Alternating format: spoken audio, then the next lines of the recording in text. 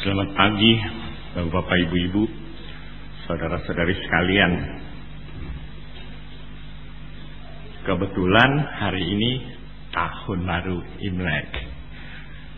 Buddhis bagaimana menyikapi tahun baru Imlek itu. Jadi saya disuruh mengisi kebaktian pagi hari ini. Saya mengucapkan selamat tahun baru dulu ya bagi semua. Semoga Anda berbahagia. Ingat, Buddhis tidak boleh melepaskan diri dari tradisinya. Ya, dharma is dharma, tradisi is tradisi. Begitu dia lepas, nanti kesannya orang itu menteoritiskan konsep dharma untuk melihat keyakinan agamanya. Kalau begini, ya, nggak heran warga Tionghoa memberi penghargaan setinggi-tingginya pada Gus Dur ya. Dulu 30 tahun yang lalu orang Tionghoa tuh reluctant loh, rasa takut mau merayakan Imlek sampai memungkiri dirinya, ya kan? Padahal dia mau sembahyang. Saya masih ingat dulu kalau kita pergi ke kuil-kuil Buddha, itu dilihat loh KTP kita loh, agamanya Buddha atau tidak. Jadi tidak mengherankan warga Tionghoa dan kaum minoritas menghormati Gus Dur. Jadi itu sepertinya dari nilai-nilai kemanusiaan, orang Tionghoa tuh diberi kesempatan untuk merayakan tahun baru mereka. Ya karena memang kalau dipikir-pikir 10 juta warga Tionghoa dari 230 juta, 10 juta itu cukup banyak ya. Sebetulnya ada satu orang lagi yang dilupakan loh oleh komunitas Tionghoa. Hanya kaum orang-orang sekolah dan kaum marginal yang masih mengenang nama orang ini, yaitu Pramuditya Anantatur. Beliau adalah seorang pujangga besar. Tulisan bukunya banyak kan diterjemahkan ke dalam bahasa-bahasa asing. Apa ya? Salah satu tulisan dia yang terkenal Rumah Kaca ya, Anak Manusia, Kisah di Pulau Buru. Pramuditya Anantatur, kenapa saya katakan dia salah satu orang yang berjasa. Yang pernah ngalamin baru tahu.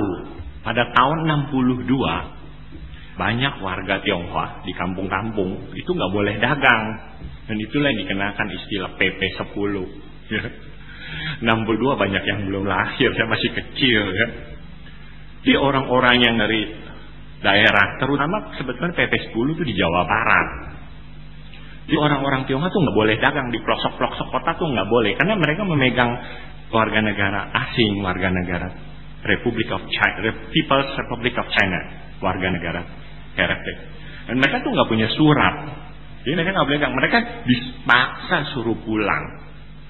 Dipulangin ke Tiongkok, dia nggak bisa menyesuaikan diri.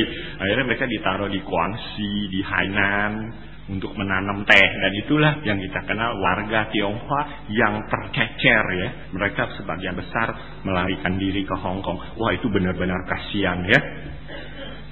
Benar-benar kasihan. Nah, pada waktu itu Pramuditya Anantatur berkata loh, kenapa hal itu harus terjadi? Herannya tidak ada satu orang pun loh yang berani mengutarakan itu pada zaman Presiden Soekarno.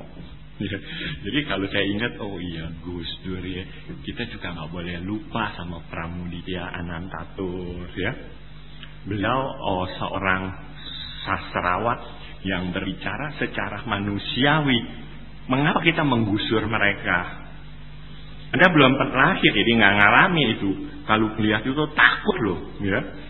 Nah, saya masih melihat turunan-turunan yang tercecer itu di kebun teh, di Guangxi, di Pulau Hainan, mereka masih ada. Oke, nah sekarang kita balik lagi. Satu, agama Buddha melihat Imlek, dan orang Tionghoa melihat Imlek dari bermacam aspek ya. Karena komunitas Tionghoa di sini ada yang beragama Buddha, yang beragama Konghucu, yang mengikuti tradisi Tao, Kemudian ada komunitas Tionghoa yang beragama Kristen Katolik. Dan juga ada Perhimpunan Islam Tionghoa Indonesia. Kemudian baru-baru ini Persekutuan Gereja-Gereja Tionghoa Indonesia. Bagaimana sikap mereka? Sama, mereka menganggap perayaan itu adalah perayaan budaya. Jadi bukan perayaan religi ya. Jadi kalau umat Konghucu merayakan 2010 ditambah 551 itu karena dominantly mayoritas Tionghoa dipengaruhi doktrin Konghucu. Karena Imlek sudah dirayakan 4000 tahun. Ya. Jadi sekarang Buddhis melihat ini. Kalau dikatakan semua Buddhis merayakan Imlek, Mas Mardi Buddhis. Dia tanya aja sama temannya, kamu merayakan Imlek nggak? Tidak. Ya saya Jawa loh, ya. Jawa kulo, kita Jawa asli nggak merayakan Imlek, tapi kita mengikuti. Nah di sini yang harus dimengerti. Kalau saya pikir Imlek harus dilihat sistem kalender ya. Jadi tidak tepat kalau kita mengatakan itu Chinese New Year. Saya rasa itu lebih tepat dikatakan Lunar New Year. Karena semua bangsa yang mengikuti sistem kalender itu, dia akan mengikuti perayaan ini. Nggak fair dong kalau dibilang Chinese New Year. Coba Anda pergi ke kota Seoul sekarang. Nggak usah ke Seoul, ke Pyongyang, Korea Utara. Meskipun mereka miskin ya, Imlek tetap dirayakan. Kota Seoul sepi ya. Jutaan penduduk Seoul meninggalkan kota Seoul dan kota Busan. Karena mereka harus reuni. Vietnam, Anda lihat kota Ho Chi Minh City. Ya, kalau Chungguo jangan dibilang memecahkan rekor tahun ini ya. 210 juta rakyatnya pindah. Bayangin ini kita Indonesia cuma 230 juta, ini 210 juta penduduknya bergeser, pindah yang dari utara selatan, dari timur ke barat. Itu mereka mudik. Nah, jadi di sini teman saya di Chungguo, dia beragama Islam. Kalau dia menyalami temannya, dia menyalami saya, dia masih memakai Assalamualaikum warahmatullahi wabarakatuh. Dia kalau nulis surat di atasnya pakai huruf Arab. Dia beragama Islam, tapi dia jauh-jauh hari udah pulang rumahnya merayakan Imlek. Kenapa? Kita mengikuti tahun baru, tapi kita tidak mengikuti ritual tahun baru. Mereka merayakan tahun baru, tapi mereka tidak mengikuti ritual tahun baru. P adalah komunitas Tionghoa. Di sini banyak sarjana, banyak yang S1. Coba lihat. Di antara 230 juta komunitas Tionghoa jumlahnya 10 juta. Dari urutan semua suku bangsa, orang Jawa ranking pertama hampir 80 juta lebih mungkin. Orang Sunda ranking kedua, orang Tionghoa ketiga loh. Cuma orang Tionghoa tidak terpusat di satu tempat karena orang Tionghoa tersebar di semua kota. Sebaliknya, di antara 1,3 miliar penduduk Tiongkok, Hui berjumlah 10 juta. Mereka adalah orang-orang Islam yang terdiri dari suku orang-orang Samarkand, Afghanistan, Tajikistan, yang orang Arab yang datang ke Tiongkok di abad ke-8, kemudian kawin dengan perempuan Tionghoa, menyerap Yahudi. Ya, Yahudi diserap mereka, terbentuklah suku Hui yang sekarang. Dan itu sesuatu yang sangat unik. Mereka ingin mempertahankan tradisi mereka. Mereka harus menjaga. Bayangin 10 juta di tengah-tengah 1,3 miliar bagaimana menjaganya. Untuk menjaga saat mereka punya ini keadaan, mereka semuanya mempunyai kesadaran.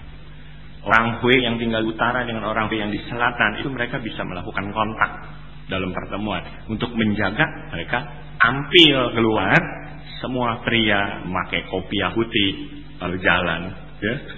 Wanitanya pakai kerudung, tapi kerudungnya berbeda. Dia terdiri dari 3 type, putih, hitam, dan warna-warni, menunjukkan dia status gadis, berkeluarga, dan sudah berumur. Ya, nah untuk mereka menjaga diri mereka. Jadi bayangin itu seperti apa di tengah-tengah samudera. Mereka menjaga diri. Kemana-mana mereka membawa mangkok air sendiri.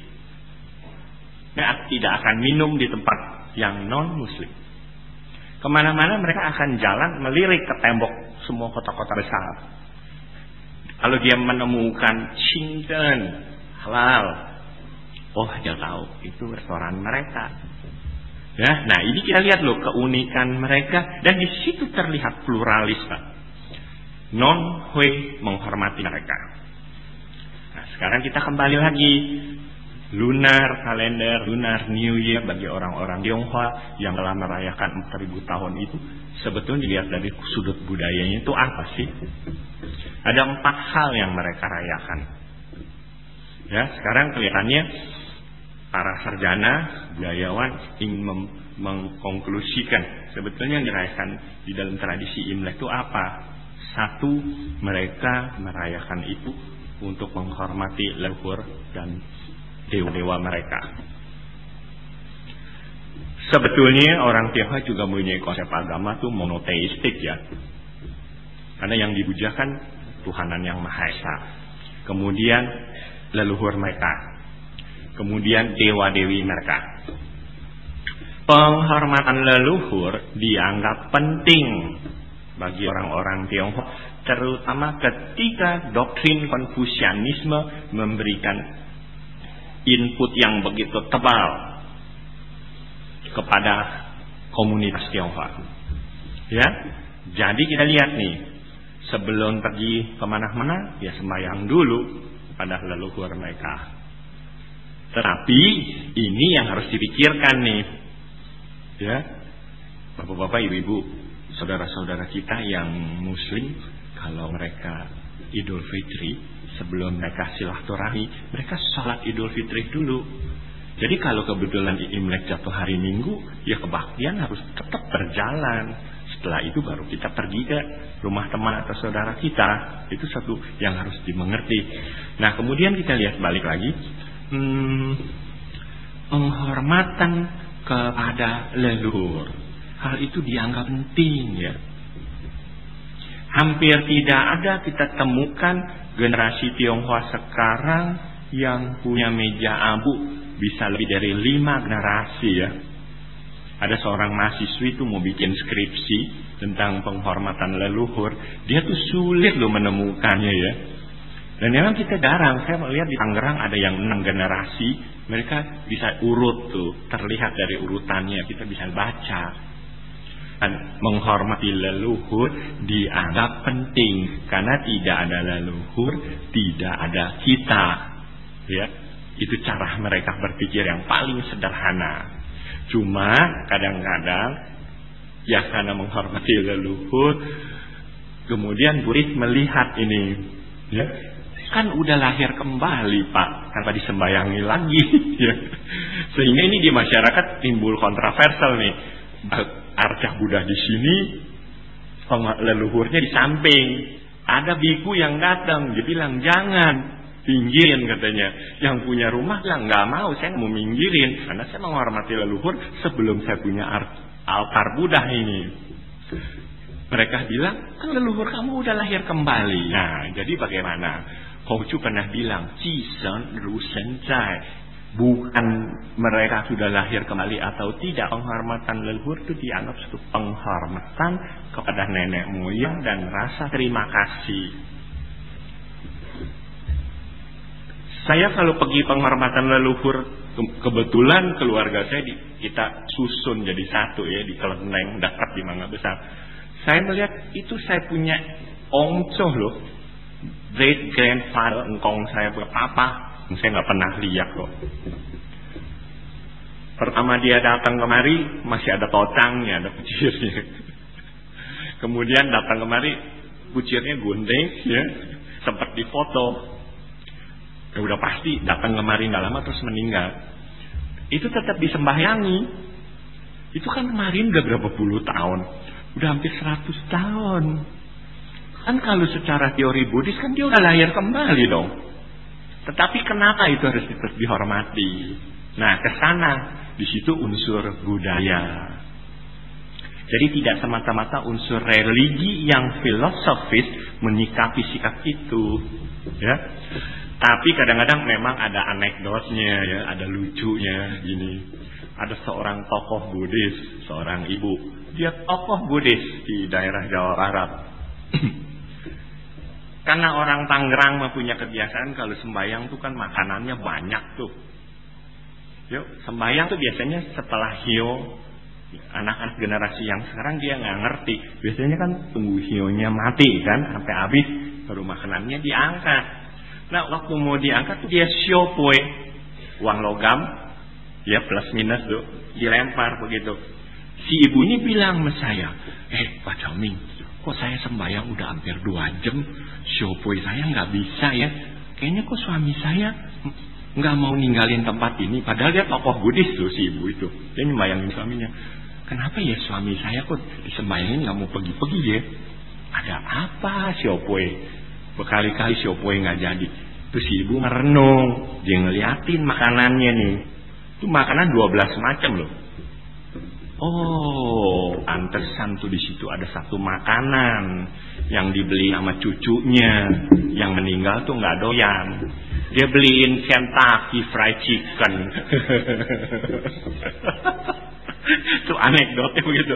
Yang dia doyan tuh ayam opor katanya. Jadi dia buru-buru angkat dong nih si ibu nih. Terus dia siopoi lagi, mungkin kebetulan. Jadi dia bilang tuh, Pak Coming, padahal dia tokoh Buddhis loh di wihara itu. Dia tetap tidak bisa meninggalkan tradisi itu.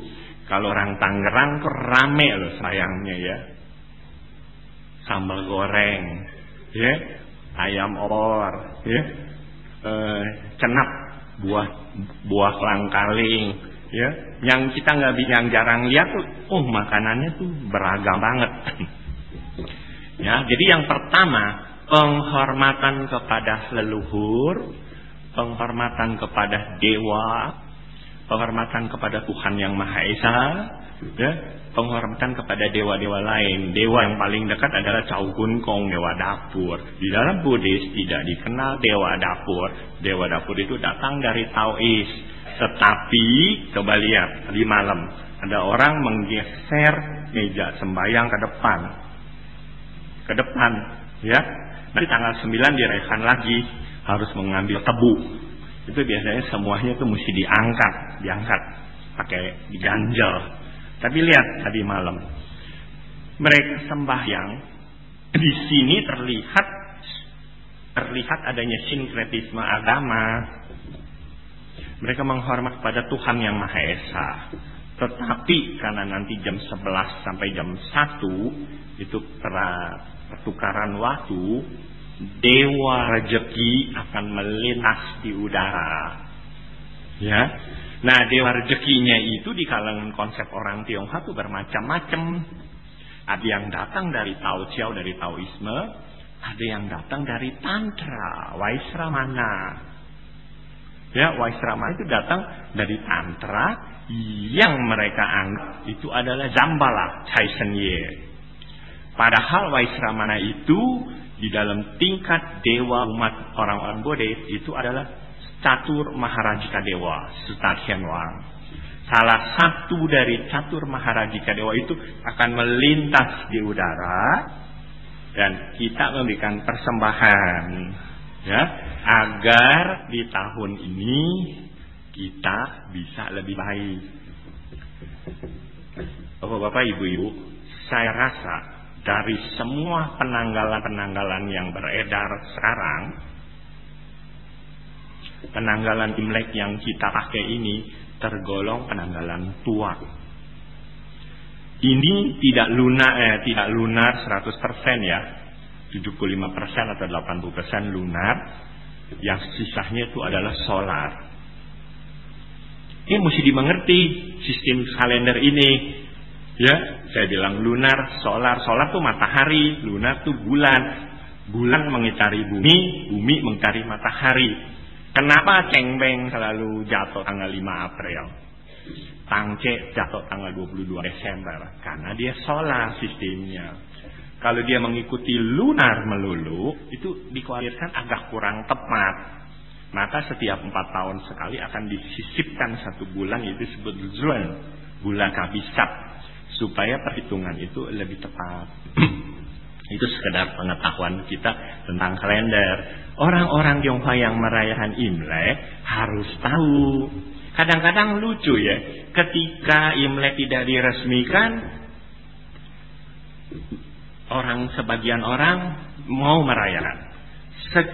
Sekali Imlek diresmikan, dia relaksan loh, dia nggak mau merayakan. Dia bilang agama saya udah lain. Nah, ini gejala fenomena yang kita lihat. Karena kalender Tionghoa merupakan kalender yang lama, jadi kalau dibilang dalam 1 tahun itu ada benturan, xiangchong, ciong, itu jangan disikapi dengan sikap yang tahayul, tapi itu harus disikapi dengan pengalaman hidup manusia. Jadi di dalam hidup manusia beberapa tahun sekali dia akan mengalami siklus rendah, dan itu yang disebut xiangchong. Biasanya nggak usah khawatir, nggak usah takut, ini bukan tahayul. Tahun ini kan tahun macan nih, yang lahir tahun macan dia akan chong, memang harus hati-hati. Pengertian chung itu bukan berarti begitu tahayulnya ya orang mati nggak boleh ditengok, orang ngawinin nggak boleh hadir, bukan. Siang chung itu berarti kita berada dalam titik paling rendah tuh emosi kita. Jangan suka bikin gara-gara, jangan ribut sama orang, jangan biasakan tuh utang pinjem yang nggak bisa diselesaikan, itu juga jadi masalah. Jangan menjadi penjami orang minjam uang. Bagi suami yang sudah punya istri, hati-hati dengan keluarga. Jangan suka ngelirik sini ngelirik sana, ntar mata keranjang selingkuh. Ya. Wanita juga begitu. Jangan ada orang ketiga ikut campur dalam keluarga kita. Karena kita dalam titik siklus yang paling rendah, meledak emosi pasti ribet punya. Ya. Kita lagi jalan nih, ada orang kecelakaan, ada orang berantem, jangan ditengok. Jangan nguruk kayak orang norak ngelihat parkir lah sampai di jalanan nengok. Jangan.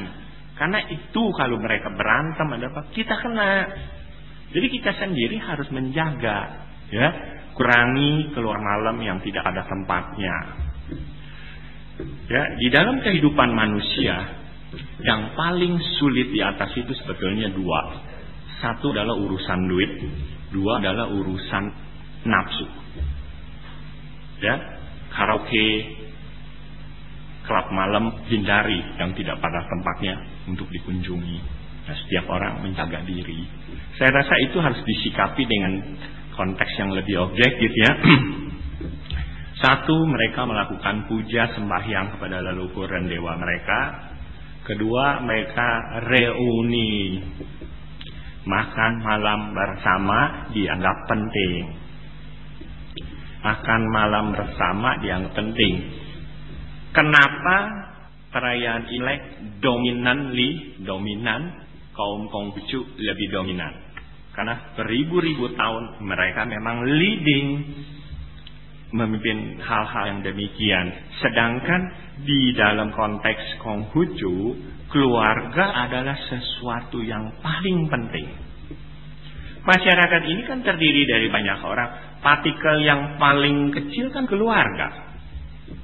Anda bisa bayangkan kalau suatu keluarga itu morat-marit, keluarganya ribut, masyarakat itu akan terjadi seperti apa? Jadi keluarga itu penting. Nah, untuk mendukung supaya keluarganya itu bagus, maka mereka reuni.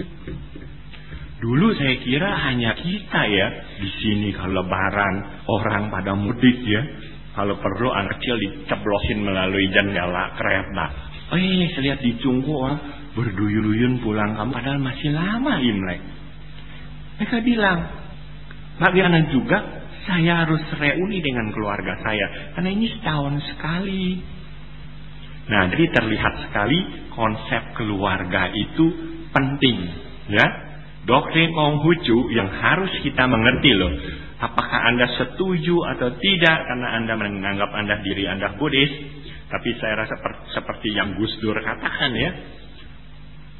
Doktrin Konghucu bagi pengikut Konghucu itu adalah agama.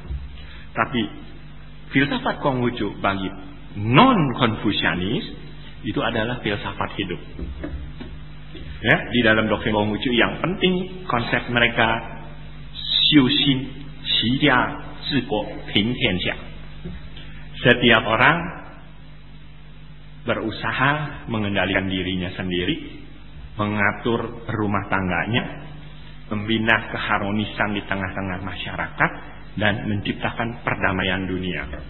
Jadi betapa pentingnya partikel yang paling kecil itu adalah rumah tangga loh. Coba kita lihat, ngapain dari kecil, dari anak segede gini, sekolah gendong beras kayak gendong buku kayak gendong rasa kuintal, tas begitu berat-berat, ya kan? SD, SMP sampai badan anak-anak pada bongkok ngangkatin tas. Ngapain dia? Ayo. Tujuannya sekolah mengangkat derajat manusia loh. Wan manje syafin wei itu suka. Doktrin Konghucu yang ini nggak bisa hilang loh. Di seluruh dunia, terutama di timur Anda lihat. Ngapain sekolah? Ayo. Sekolah memang tujuannya mencari posisi di tengah-tengah masyarakat. Setelah mencapai tingkat posisi yang baik di tengah masyarakat, apa? Memberikan kesejahteraan bagi keluarga. Setelah memberikan kesejahteraan keluarga, apa? Memberi keharuman dan kemasyhuran. Iya dong. Wah, tuh rumah itu siapa punya tuh ya? Rumahnya bagus. Oh, itu adalah seorang sarjana. Oh, dia adalah orang yang keren, beken, begini begitu. Masyarakat tuh menilai ke sana. Jadi memang cara berpikir orang-orang Tionghoa yang dipengaruhi Konfusianis yang paling ketara tuh Tionghoa dengan Korea. Konsep mereka matre memang. Konsepnya matre memang. Mulainya dari materi dulu. Ya. Nah, saya pikir di sini kita boleh menyontek kata-kata si Gede Prama itu ya. Gede Prama adalah Ningrat kaum bangsawan Hindu, saya pikir beliau di Bali. Dari keluarga Hindu ingin keluar menjadi Buddhis. Ya, tapi karena di dalam tradisi Hindu harus ada merajan. Jadi bagaimana? Merajan itu artinya anak laki-laki Bali tidak boleh meninggalkan tradisi agama. Ya, tapi Gede Prama lebih dekat ke Buddhis. Nah, beliau pernah membuat satu perumpamaan. Bagus sekali loh. Ini saya melihatnya di Metro TV berbicara. Jadi bapak-bapak, ibu-ibu, kita datang ke wihara tuh bukan semata sembahyang, kita juga mesti ada input ya. Gede Prama pernah ngomong seperti orang masak nasi, ngeliwat nasi nih. Apinya tuh kencang, apinya keras. Kita ngaroni nasi, beras. Sampai airnya kering, nasinya itu lengket, apinya dikecilin. Kalau kita apinya digedein terus, angus nanti nasinya. Ya kan? Gede Prama bilang, seseorang dari umur 18, 19, 20 lulus SMA sampai umur 40 harus rajin-rajin cari duit. Kalau saya pikir kalau perlu sampai umur 50 dah, ya. Rajin-rajin cari duit. Rajin-rajin cari duit itu bukan menjadi orang material, bukan. Memperkuat diri kita sendiri. Karena kita kalau nggak memperhatikan kehidupan kita dihina orang loh. Konsep materi harus diperjelas ya. Materi bagi kita penting, tapi bukan membuat kita itu menjadi orang yang pemaruk, yang tanha, yang saka, bukan. Tapi materi itu dipakai untuk memperbaiki diri sendiri. Coba Anda datang. Kita hidup susah. Di keluarga kita juga nggak mandang kita. Benar kan? Buktikan aja di tengah-tengah masyarakat ini. Dari dulu sampai sekarang, sampai kapanpun sama aja kok. Tapi kita juga jangan menilai orang nih, wah itu bos tuh kalau kebaktian aku mau duduk di sampingnya supaya bisa kenal-kenalan, kecipratan rezeki. Terus ngelihat orang, itu orang kere, jangan ladenin deh jauh-jauh. Kita nggak boleh begitu. Ya, jadi konsep materi harus diperjelas. Kita harus punya pengertian yang benar. Masyarakat Tionghoa memang cara berpikirnya materi kok. Ya kan? Makan. Ketemu tuh makan. Nanti ada satu pertanyaan, saya mau nanya nih bagaimana kalian menjawab ya. Oke, kita lanjutin lagi. Reuni makan bersama. Ketiga, bersilaturahmi, mengunjungi saudara. Itu semua bersifat budaya ya. Ini hari tanggal 1 lunar, besok tanggal 2 lunar, mereka pergi bersilaturahmi. Tapi begitu tanggal 3, mereka diam di rumah. Karena kepercayaan mereka, kalau tanggal 3 bersilaturahmi, bisa ngurangin rezeki katanya. Chongkuire, mereka nggak mau keluar. Tuh, itu tradisi budaya mereka, terutama di utara, ya, di utara. Imlek berlangsung sampai tanggal 15 kan. Dan yang terakhir yang membuat Imlek itu mungkin terlestari, unik, banyak orang perhatiin. Karena apa? Karena ada angpau. Iya kan? Di mana-mana orang melihat angpau loh, iya kan? Angpau diberikan kepada yang tua, kepada yang muda. Tetapi yang muda juga bisa memberikan kepada yang tua. Dengan catatan yang tua itu memang udah benar-benar tua. Angpau dibungkus dengan kertas merah. Itu nggak mungkin telanjang, karena orang Tionghoa menganggap merah itu adalah warna yang baik. Sekedar informasi saja, di Malaysia sudah hampir dibakukan ya, bagi orang Tionghoa memberikan angpau kertas merah. Bagi orang Hindu ketika di Pawali atau Taipusan, mereka pakai kertas warna kuning. Bagi Muslim buka angpau hijau. Di sini udah berlaku sekarang Idul Fitri, ya. Jadi hijau buat Muslim, kuning buat Hindu, merah buat Konghucu, Buddhis, Taoist.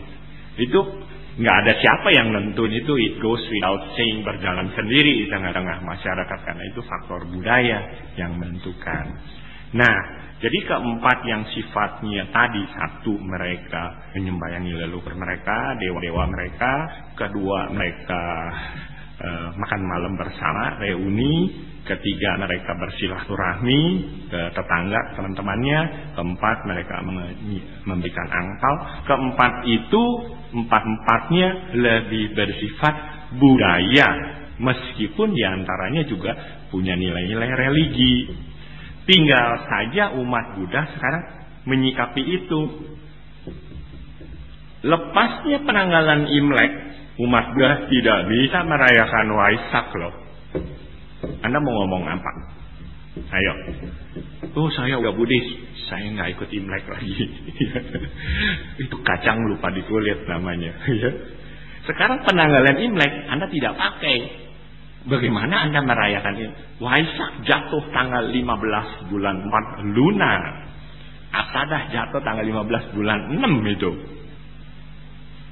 Namun Buddhis Utara merayakan Waisak 2 kali.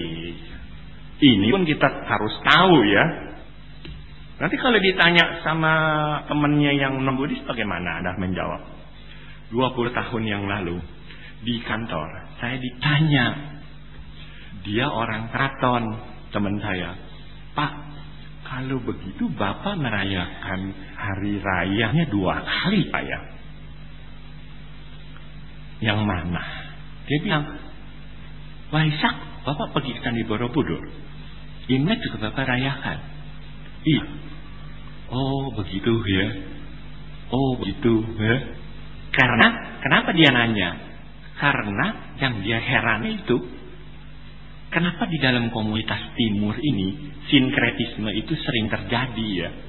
Bahwa orang-orang di timur ini cenderung mengkombinasikan bermacam-macam agama dan merayakan hari raya berkali-kali. Mereka tidak terlalu secara doktriner memisahkan, oh ini hari raya, ini hari raya. Mereka tidak memisahkan itu karena adanya sinkretisme dan inkulturasi. Dan kemudian kita lihat, tadi saya dikatakan lepasnya lunar, Tionghoa, umat Buddha tidak bisa merayakan karena susah menghitungnya. Tanggal 8 bulan 4 umat Buddha Mahayana merayakan duluan kelahiran Pangeran Siddhartha dengan menyiram patung Siddhartha kecil di kuil-kuil Mahayana. Di Korea ini diliburkannya pada tanggal itu ya, bukan tanggal Waisak internasional.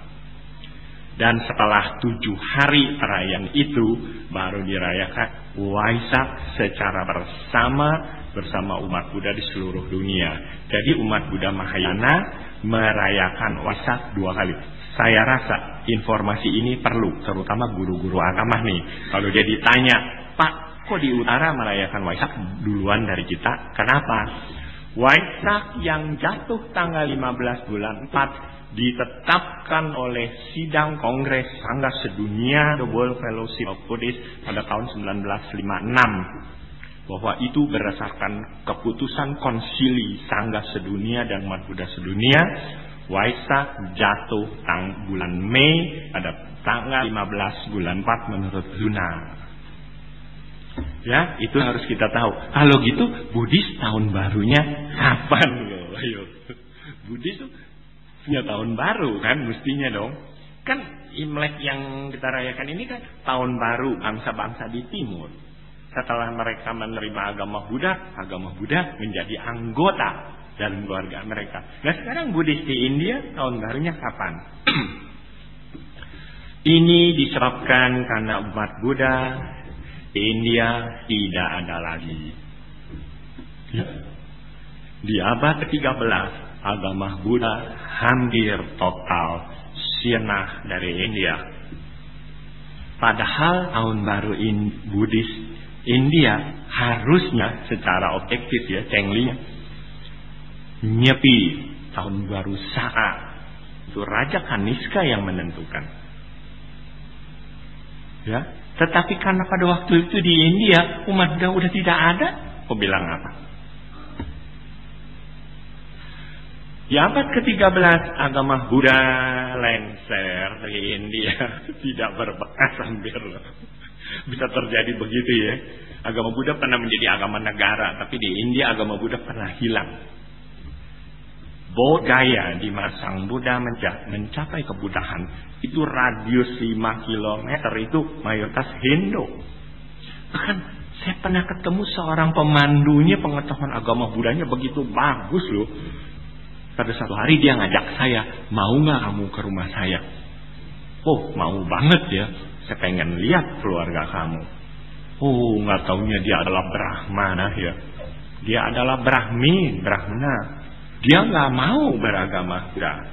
Dia nggak berani declare I am Buddhist karena backgroundnya Hindu. Kalau dia bilang dia Buddhis, orang-orang Hindu yang lain akan mengucilkan dia karena dia bangsawan. Ya unik sekali. Ini pun suatu pelajaran bagi umat Buddha sekarang loh. Kita menerima agama Buddha tidak berarti menanggalkan kebudayaan kita. Kalau agama hanya diterima secara filosofis, yang ada hanyalah pemikiran filosofis tanpa penghayatan kehidupan beragama secara budaya, nilai-nilai agama itu akan tipis. Diulang kembali, kenapa agama Buddha bisa meninggalkan India? 3 faktor yang sangat dominan untuk mendorong agama Buddha keluar dari India. Untung aja nggak lenyap loh. Ya, sekarang India umat Buddha ada 10 juta. Setelah Perang Dunia Kedua itu Angkowinda sama Pala Bante Narada membawa kembali agama Buddha ke India.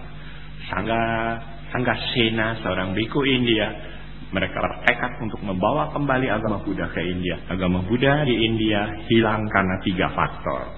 Pertama, ulahnya umat Buddha sendiri. Umat Buddha tidak memperhatikan ajaran Buddha. Itu mirip-mirip dengan orang Buddhis zaman sekarang ya. Perhatian. Terlalu mementingkan ritual, terlalu matre, ya kan? Iyalah, Joko narapidana, ada kelas ini, kelas A, kelas B, buah impor, buah lokal, ada sistem paket, sembahyang. Itu tuh satu hari itu akan jadi bumerang nanti, ya. Biku-biku rohaniwan yang sangat matre, Buddhis ditinggalkan oleh umatnya. Satu. Kedua, Hindu merasa, kenapa Anda tidak menghormati kaum Brahmana? Tidak ada orang lahir di dunia ini mengatakan, saya ingin menjadi Brahmana, terus bisa jadi Brahmana loh. Tapi kalau saya ingin menjadi Sramana, pengikut Buddha, bisa. Ngerti nggak maksudnya? Brahmana itu sejak lahir dia menjadi Brahmin. Sramana itu mungkin juga dia orang kere, gelandangan, tapi dia menjadi pengikut Buddha, dia menjadi Sramana. Dan hal itu tidak bisa diterima oleh kaum Brahmin. Statusnya berbeda. Nah, keadaan seperti ini menimbulkan kesenjangan di dalam masyarakat yang akhirnya mendorong kaum Brahmin berkuasa, agama Buddha lengser dari India. Ketiga, datangnya orang-orang Islam dari Afghanistan mendirikan Mughal Dynasty. Buddhis terpaksa mencari jalan keluar dari India menuju Himalaya. Ya, itu satu pelajaran dalam sejarah. Yang paling fatal tuh karena umat Buddhanya sendiri yang tidak mau memperhatikan agama itu hanya dianggap sebagai ritual. Nah, demikianlah yang sudah kita lihat. Agama ditinjau dari segi budaya, agama ditinjau dari segi religi. Nah, sekarang umat Buddha, orang Tionghoa, orang Jawa, orang Bali, orang Sasak, orang Batak Karo, orang Dayak di pedalaman Kalimantan yang menerima agama Buddha, karena di Indonesia agama Buddha adalah multikultural, multi etnis. Bagaimana semua bangsa yang beragama Buddha menyikapi agama Buddha itu berdasarkan kebudayaannya? Biarlah mereka mencernakan sendiri dengan kebudayaan mereka. Yang sekarang yang harus dilihat adalah sistem improvisasinya. Buddhisme mengajarkan kepada kita sesuatu yang menarik, yaitu segala sesuatu itu berubah. Perubahan itu menimbulkan rasa yang tidak enak. Kita boleh ngomong loh, segala sesuatu tidak kekal, segala sesuatu tidak kekal. Tetapi begitu benar-benar perubahan terjadi, kita belum tentu bisa menerima. Ini yang harus dilihat. Perubahan itu menunjukkan ketidakkekalan. Perubahan itu menunjukkan segala sesuatu tidak awet. Sesuatu yang paling unggul dalam filsafat Buddha ketika mereka menjelaskan sampai Dhamma Anatta. Tapi ini bagaimana dimengerti sampai Dhamma Anatta ya? Contoh yang paling gampang, kalau saya bilang, di Polandia ada satu orang namanya Lech Wałęsa. 30 tahun yang lalu dia adalah buruh di Gedang di Polandia Utara. Memimpin buruh pelabuhan Mogok. Waduh, serta-merta Amerika memberikan dukungan. Negara-negara Eropa Timur dikejutkan, Soviet marah. Lech Wałęsa berjuang, kan buruh pelabuhan. Akhirnya dia dipilih jadi presiden. Setelah dia dipilih jadi presiden, beneran kacang lupa di kulit. Dia melupakan teman-teman dia yang pernah jadi buruh di pelabuhan. Dia minum wine, anggur arak dari Perancis yang mahal, yang udah simpen lama. Dia hidup mewah. Nah, secara duniawi, ya ingat kan, semua orang memikirkan keluarga. Sayang bapak-bapak ibu-ibu ya, kalau ada waktu nonton teater sampai Shigin Gui di Taman Ismail Marzuki, itu ada tema yang dia ucapkan oleh satu pemain bagus sekali itu. Saya memikirkan untuk keluarga saya memikirkan kesejahteraan keluarga saya. lalu keluarga saya susah, siapa yang mau memperhatikan? Ada dialog kata begitu tuh. Nah, sekarang kita balik lagi. Si Years Walensa ini dia memikirkan keluarganya, memikirkan dirinya sendiri. Dia melupakan teman-temannya sendiri. Yang tadinya idealismenya baik, demi kepentingan rakyat, demi kaum proletar, demi kaum marginal. Setelah dia udah duduk di singgasana, dia lupa. Semua orang kecenderungan bisa begitu. Nah, inilah yang Buddha katakan, apapun perubahan itu, sabit dhamma anatta. Kamu harus menemukan siapa kamu. Nah, itu contoh. Satu lagi yang paling nyotok, yang paling mencolok sekarang nih, Kim Il Sung.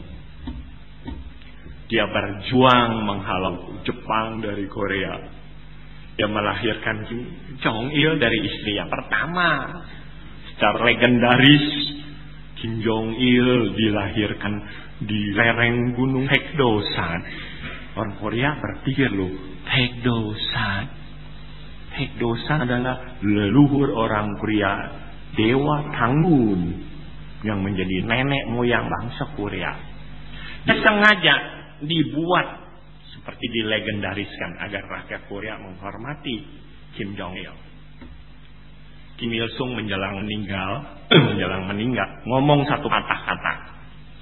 Kita harus mewariskan kemenangan revolusi kita ini kepada anak cucu kita. Yang dia maksud anak cucu kita tuh anak cucu rakyat Korea. Tapi si Kim Jong Il bilang, Kim Il Sung meninggal, anaknya Kim Jong Il naik, ingin berkuasa. Sekarang Kim Jong Il berpikir dia punya anak 3. Kim Jong Nam nggak mungkin, karena Kim Jong Nam suka berjudi. Dia wariskan kepada anak dia yang ketiga umur 27 tahun loh. Kim Jong Se suruh jadi presiden nanti. Nah, kita lihat tuh di situ ya. Awal-awalnya bagus demi rakyat, demi kaum marginal, demi kaum tertindas, demi kaum papa. Tapi setelah berkuasa, orang itu akan lupa. Coba Kim Il Sung, saya tuh terhadap keluarga Kim Il Sung dari dulu sangat menaruh perhatian, karena menarik sekali ceritanya ya. Punya pasukan pas pampres 25.000 orang. Orang gila, coba lihat. Pengawal pribadinya 25.000 orang, itu melebihi kaisar Tiongkok itu. Dia dari mobil limousinnya berburu manjangan di lereng gunung Paekdosan. Nah, itu dia yang Buddhis harus bisa nangkep loh. Perubahan apapun juga tidak bisa merubah yang pada dasarnya melekat di dalam batin manusia. Perubahan itu bersifat fenomena. Kita harus menyikapi. Kenapa bisa timbul KKN? Ya karena batin manusia. Sistemnya boleh bagus, kalau batinnya manusia rusak, tetap aja. Saya terus terang merasa kaget ya, ketika setahun 2 tahun yang lalu ngeliat di Metro TV Bapak Antasari nyanyi. Saya keluar dari kamar ngeliat, ini siapa nih orang ya? Oh, alisnya tebal amat ya. Waduh, ini orang luar biasa, alisnya bagus loh, kumisnya tebal ya. Oh, ketua anti korupsi. Saya nyeletuk gini. Duh, kalau negeri ini ada 10 orang aja kayak begini nih, barangkali korupsi sedikit gitu ya. Berapa bulan kemudian teman saya bilang, Pak, itu Pak yang Bapak puja tuh Pak, si kumis tuh Pak, dia terlibat tuh dalam pembunuhan. Yang bener loh. Bener Bapak lihat koran hari ini. Ya, kita ngeliat bener tuh. Orang yang saya puja tuh si Antasari, dia terlibat pembunuhan. Dia akhirnya dihukum berapa tahun tuh kemarin, 8 tahun. Saya lemes loh. Kalau begitu siapa yang kita mesti percaya di dunia ini, di masyarakat ini? Itu akan menimbulkan kevakuman loh. Nah, di sini sekali lagi menunjukkan ajaran Buddha tuh mempunyai keunggulan loh. Batin manusia yang harus dijaga.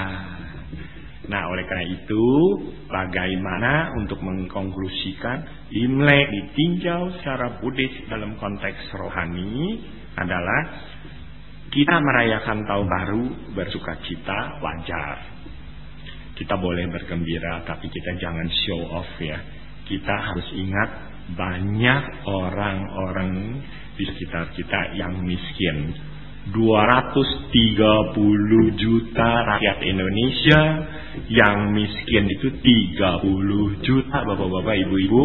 Itu sudah diperhatikan oleh PBB yang sehari cuma dapat duit berapa ribu rupiah. Ya, ingat, kalau kita selalu menganggap pola hidup kita terlalu mate, kita selalu mikirkan uang di atas segala-galanya, dan akhirnya kita hanya berpikir untuk diri kita sendiri, kemungkinan kita peduli sama orang akan semakin tipis. Ketika peduli sama orang semakin tipis, boro-boro menimbulkan metta karuna. Sebetulnya pesan Buddha, termasuk Nagarjuna, Vasubandhu, filsuf-filsuf Buddhis, mereka berkata, lepasnya metta karuna, ajaran Buddha tidak akan ada sukmanya lagi. Metta karuna adalah mulia, tapi memang susah. Mahayana Buddhisme selalu berprinsip paramita harus diterapkan oleh setiap orang. Kita lihat dalam jajaran paramita, dana itu diletakkan nomor 1 loh. Baru sila nomor 2. Karena dana dianggapnya mudah. Kalau saya punya kerupuk putih yang harganya 500 di tukang rokok tuh, ya, kerupuk putih saya belah 2, yang 1 saya kasih orang untuk makan, itu sudah digolongkan dana. Kalau saya dikasih nasi bungkus sebungkus, saya bagi 2 pada orang yang belum makan, itu juga merupakan dana. Jangan terlalu naif berkata, tunggu deh Ko Coming, tunggu saya jaya dulu, udah hoki, udah homia, baru saya mau berdana. Jangan berkata begitu. Orang yang berkata, tuh ntar saya udah jaya dulu, baru saya mau berdana, kecenderungan dia lupa mau berdana. Kebanyakan orang yang tadinya susah, begitu dia udah kaya, dia akan menuju pola hidup yang glamor. Dia nggak pikirin orang lain. Ya, pesan Buddha yang abadi ketika di dunia ini penuh dengan penderitaan, setiap orang harus punya kepedulian pada orang lain. Lahir, tua, sakit, dan mati merupakan penderitaan yang umum. Keempat-empatnya berurusan dengan duit di zaman sekarang. Mana ada orang lahir nggak pakai duit? Panggil dukun beranak juga mesti bayar, ya kan? Mana ada orang tua yang nggak sakit-sakitan? Sakit-sakitan identik dengan uang, apalagi kematian. Upacara kremasi paling sedikit 4-5 juta. Semua berurusan dengan uang. Tapi hal ini tidak berarti orang itu harus duit melulu yang dipikir itu, materi. Bukan. Uang penting, uang sebagai alat. Ya, belajar, berusaha untuk menghormati orang. Jangan membiasakan diri melihat orang dengan penampilannya. Kalau kita melihat ada teman kita bawa BlackBerry atau Rolex atau Longines, ya kita kagum aja, baguslah kau punya benda-benda itu. Ya, kita juga bukan karena ngelihat orang punya itu terus langsung kita iri sama dia. Untuk apa? Dia menutup kemungkinan loh, karena keren, dia ke WH, dia pinjam temannya punya BlackBerry, enggak. Ada lagi yang keren, pating-ting peteng-teng megang HP. Pulsanya kagak ada. Ya. Jadi pada generasi muda ya jangan dididik seperti itu loh. Nanti kita akan menjadi orang yang kejam, ya. Itu orang meninggal, orang susah, udah dia nggak usah, ya. Kalau perlu diwakilin aja, paritanya disingkat aja, ya kan? Itu anggota konglomerat. Ayo kita rame-rame berbondong-bondong baca parita, bukunya dinyanyiin yang dipanjangin, coba. Akhirnya orang berpikir seperti itu, ya. Jangan. Hari raya membawakan kebahagiaan, peduli pada orang. Sang Buddha pernah berpesan, Amang care sukang seti. Orang yang menghayati dharma hidupnya tenang. Sebetulnya idealisme utopia seperti itu apa sih? Hidup tenang itu seperti apa?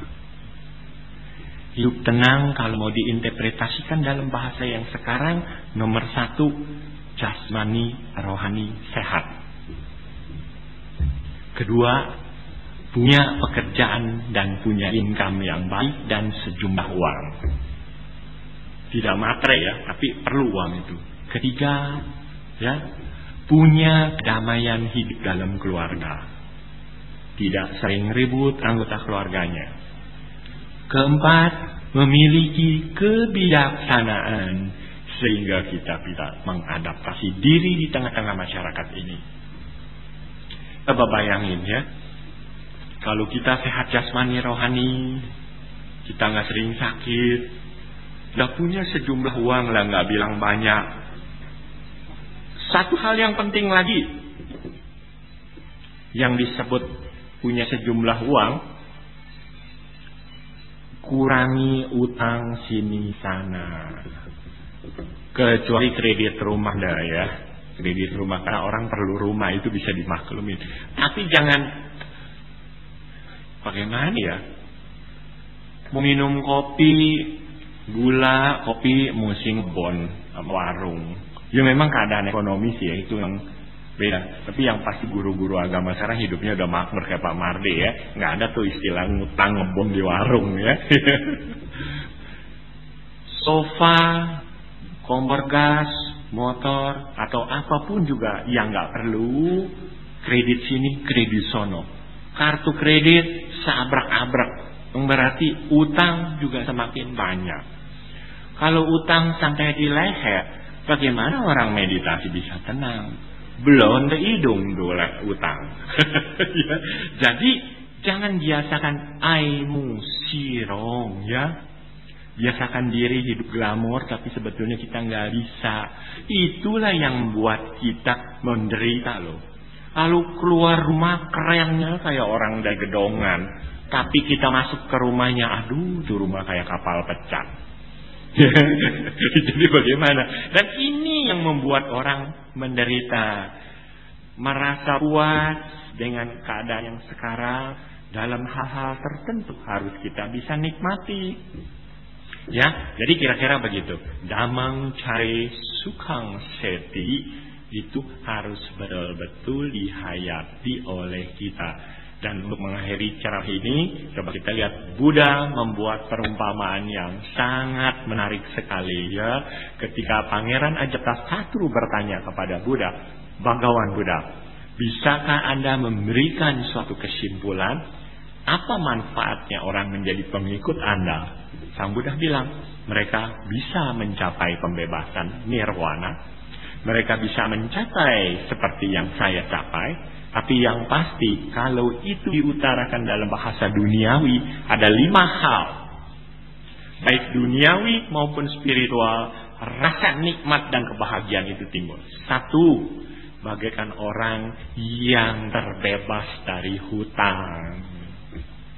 Waduh, kalau tadinya utangnya numpuk nih, sekarang kita udah gak punya utang. Waduh, jong-jong dah rasanya. Bener-bener bahagia ya. Tidur juga enak. Tadi kita ngutang, sekarang kita udah bisa bayar utang. Kedua, kita terbebas dari sakit. Sekarang kita sehat. Ketiga, kita terbebas nih.